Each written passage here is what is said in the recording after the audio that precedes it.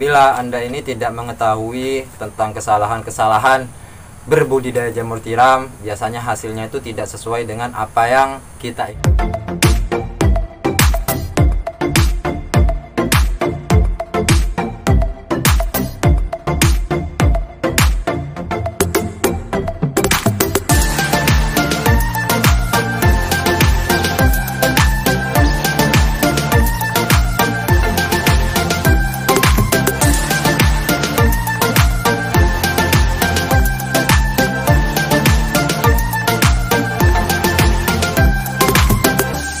Bismillahirrahmanirrahim. Assalamualaikum warahmatullahi wabarakatuh. Jumpa lagi bersama saya Rizal Mutakin yang selalu memberikan informasi-informasi dalam dunia seputar jamur tiram. Salam pemuda tani. Oke, sahabat-sahabat jamur, semoga kalian pada hari ini masih diberi kesemangatan untuk selalu belajar tentang budidaya jamur tiram. Jadi pada kesempatan kali ini, mari kita belajar tentang kesalahan-kesalahan di dalam dunia jamur tiram. Apa aja sih kesalahan yang perlu kita hindari di dalam dunia budidaya jamur tiram? Sebab apabila Anda ini tidak mengetahui tentang kesalahan-kesalahan berbudidaya jamur tiram, biasanya hasilnya itu tidak sesuai dengan apa yang kita inginkan. Namun sebelum saya melanjutkan video ini, bagi Anda yang belum subscribe atau yang baru datang di channel ini, silahkan subscribe terlebih dahulu agar Anda itu tidak ketinggalan informasi-informasi terbaru dalam dunia seputar jamur tiram. Oke, sahabat-sahabat jamur dimanapun kalian berada, jadi di sini saya akan membahas tentang 5 kesalahan dalam budidaya jamur tiram. Jadi kesalahan ini menurut saya itu sangat penting untuk Anda hindari, untuk Anda tidak dilakukan di dalam budidaya jamur tiram. Kesalahan yang pertama adalah yaitu backlognya kurang matang. Ini memang sudah sangat umum sekali di dalam dunia penjamuran, karena apabila backlog tidak matang itu banyak sekali kerugian yang kita alami. Salah satu contoh misalkan bibit itu tidak jalan, kemudian mudah terkontaminasi dan lain sebagainya, itu banyak sekali. Jadi diusahakan ketika Anda itu mensterilisasi backlog, Anda itu harus mengetahui ciri-ciri backlog yang matang itu seperti apa. Mungkin videonya itu sudah saya upload tentang ciri-ciri backlog yang matang dan atau ciri-ciri backlog yang super. Jadi sebisa mungkin Anda itu harus sterilisasinya itu sip lah. Artinya ya yang sesuai dengan apa yang dikehendaki jamur tiram. Jadi inilah backlog yang sini saya kasih contoh. Ini backlog yang tidak matang, saya sterilisasi. Jadi ini apa ya? Kontam. Ini kontam kan. Jadi ini backlog yang tidak matang. Jadi ini ada apa? Buto hijau. Yang sering disebut kalau teman-teman itu namanya buto hijau. Atau bahasa kerennya itu adalah trichoderma. Nah, ini juga tidak matang. Ini perambatannya ini sangat setengah sekali. Ini yang sering saya katakan backlog stagnan. Jadi seperti ini. Jadi ini ada 2 faktor gen. Yang pertama ini bisa dari backlog. Terus yang kedua ini bisa dari bibit.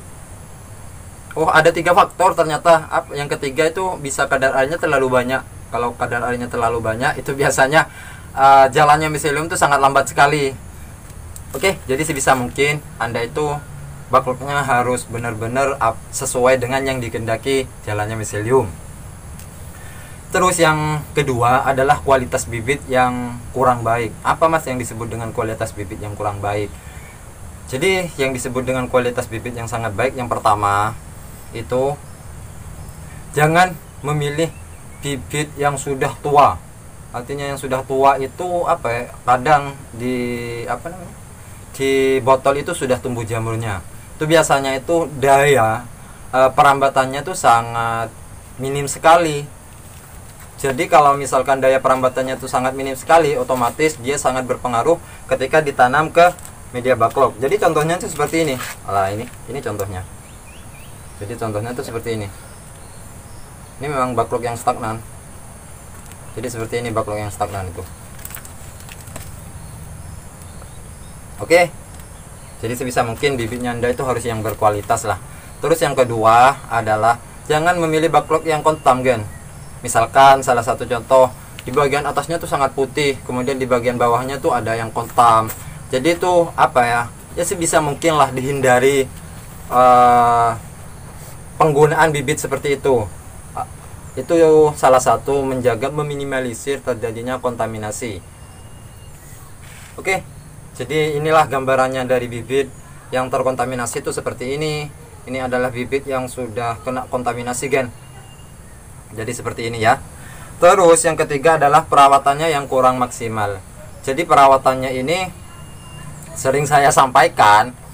Perawatannya ini mulai dari penyobekan plastik, kemudian pembukaan cincin, dan juga penyiraman. Jadi itu perlu Anda ketahui di dalam dunia jamur tiram. Sebab apabila Anda itu tidak mengetahui ciri-cirinya backlog yang sudah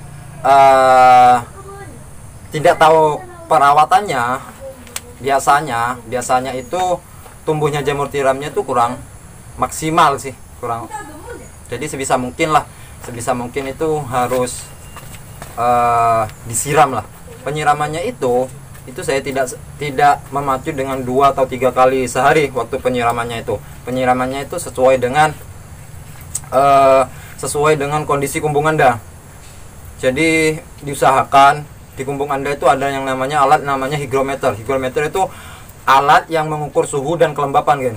Jadi sebisa mungkin Anda itu memiliki alat seperti itulah kalau masih awal-awal budidaya jamur tiram. Jadi itulah tentang perawatannya jamur tiram itu. Jadi perawatan ini sangat berhubungan dengan syarat tumbuh. Jadi mungkin bisa Anda tuh pelajari di video-video saya yang sebelumnya. Terus yang keempat adalah telat pemanenan. Ini banyak sekali para sahabat-sahabat jamur yang tidak mengetahui tentang ciri-ciri jamur yang sudah siap panen. Gen di jamur tiram atau di dalam dunia jamur tiram itu, jamur tiram yang siap panen itu tidak identik dengan besar jamurnya. Jadi di jamur tiram itu identik dengan tudung bagian bagian atasnya atau bagian sininya lah, gampangannya itu sudah agak menghadap ke depan gitu sudah. Lah ini sudah siap panen jamur seperti ini nih. Ada yang kecil, contohnya itu yang siap panen tuh ada. Contohnya tuh seperti ini. Biar Anda itu ini jamur tiram ini masih kecil, tapi ini sudah siap dilakukan pemanenan. Jadi para sahabat-sahabat jamur, sebisa mungkin Anda itu harus mengetahui ciri-ciri jamur yang siap panen. Sebab apabila Anda itu tidak mengetahui ciri-ciri jamur yang siap panen, ya kalau waktunya pemanenannya itu tidak dipanen, biasanya jamur tiram itu layu kalau dipanen keesokan harinya. Jadi itulah tip yang bisa saya sampaikan kepada sahabat-sahabat jamur pemula tentang kesalahan di dalam dunia jamur tiram. Ya semoga video ini bisa memberikan ilmu baru kepada sahabat-sahabat jamur, dan semoga video ini bisa menginspirasi Anda untuk berbudidaya jamur tiram. Oke, mungkin cukup sekian video kali ini. Semoga video ini bisa bermanfaat untuk sahabat-sahabat jamur, dan semoga Anda itu selalu semangat berbudidaya jamur tiram. Sampai jumpa di video saya selanjutnya, masih dalam dunia seputar jamur tiram. Salam Pemuda Tani.